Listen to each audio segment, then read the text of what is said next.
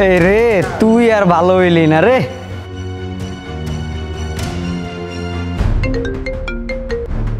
Hello, কোথায় তুমি? এই তো আছি, তুমি কই? ও আচ্ছা, শোনো, আমরা রেগুলার যে রেস্টুরেন্টে বসি, তুমি ওই রেস্টুরেন্টে চলে আসো।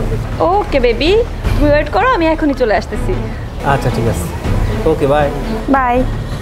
ওই কল দিছে? মাম্মাস বয় কল করেছে, আমার এখনই যেতে হবে। তোমার খাস মুরগি নাকি? তুই কি আবার বলা লাগে, তুই জানোস না? ওকে যাই। আচ্ছা যা। চান, আজকের খাবারটা কিন্তু অনেক মজার ছিল, তাই না? অনেক জান, অনেক মজা ছিল। আচ্ছা যাই হোক, অনেক দেরি হয়ে গেল। তোমাকে আসতে বলেছিলাম বিকালে, তুমি এসেছো সন্ধ্যায়। আচ্ছা আমি বিলটা দিয়ে দেই। হ্যাঁ তাড়াতাড়ি দাও। জান, আমার তো একটা প্রবলেম হয়ে গেছে। প্রবলেম? হয়েছে কি যে ওয়ালেটটা আনতে ভুলে গিয়েছি। এখন বিল দেবো কিভাবে?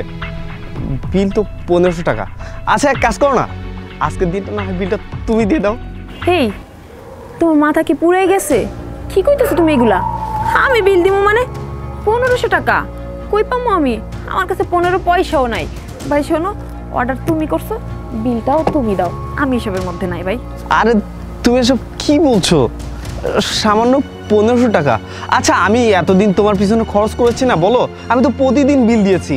এই যে তোমার পিছনে লাখ লাখ টাকা খরচ করি, আমি কি কখনো বলেছি যে তুমি আজকে বিল দাও? কখনো তো বলিনি, তাই না?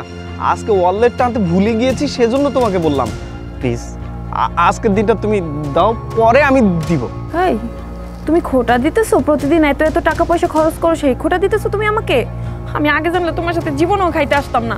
আর এখন আমার কাছে টাকা নাই, তুমি আমাকে কেমনে জোর করতেছো? আচ্ছা তুমি বলো, সামান্য একটা ওয়ালেট, এটা নিতে কেউ ভুলে যায়? এটা তো অনেক প্রয়োজনীয়, এটা তুমি কি করে ভুললা? আরে আমার কিন্তু এখন মেজাজ খারাপ হচ্ছে তোমার উপর। তুমি কি বলতেছো তুমি জানো? তুমি আমাকে 1500 টাকা, আমি তো ভাবতেই পারি না 1500 টাকা বিল আমি কিভাবে দিব। তুমি এক কাজ করো জান, তুমি ওই বাসায় তোমার মাম্মিকে কল করো। হ্যাঁ, মাম্মিকে কল করে বলবো, মাম্মি আমি না ফাইসা গেছি, আমার 1500 টাকা লাগবে। তোমার মাম্মি 15 সেকেন্ডের মধ্যে দেখবা 1500 টাকা পাঠিয়ে দিছে। তারপর আমরা এখান থেকে বিল দিয়ে আমরা আমাদের কাজে যাব। এখন নাও, তোমার মাম্মিকে কল দাও।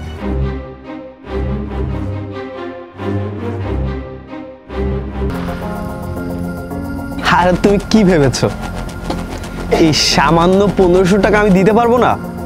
তুমি ভেবেছো যে আমি ওয়ালেট নিয়ে আসিনি? আমি আমার ওয়ালেটটা ঠিকই এনেছি, বাট তোমাকে আমি পরীক্ষা করছিলাম যে তুমি সামান্য 1500 টাকা বিল দাও কি না। তুমি না আমাকে ভালোবাসো? আরে ভালোবাসলে তো ভালোবাসার মানুষের জন্য অনেক কিছু করে, আর তুমি সামান্য 1500 টাকা বিল দিতে পারছো না। আসলে আমিও তোমাকে পরীক্ষা করতেছি, আবার তুমিও আমার পরীক্ষা করতেছো। কিভাবে বুঝবো বলো জান? আমিও না দেখতেছিলাম যে তুমি কি বলো। কি তুমিও আমার সাথে মজা করছিলে?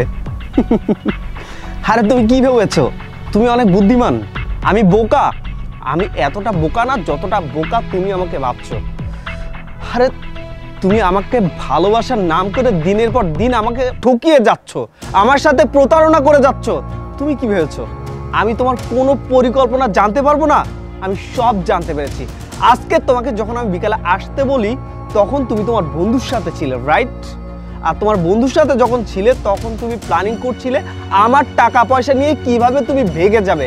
এতটা সোজা না, টাকা পয়সা না ইনকাম করতে হয়। আমরা অনেক কষ্ট করে টাকা পয়সা উপার্জন করে আজকে এই পর্যায়ে দাঁড়িয়েছি, আর তুমি ভাবছো যে অতি সহজে আমার টাকা পয়সা নিয়ে চলে যাবে। জানা মানে ভুল হয়ে গেছে, মাফ করে দাও আমারে। আর জীবনও এরকম ভুল হইব না। তুমি তো ভালো ছেলে, তাই না? বুঝো একটু ব্যাপারটা।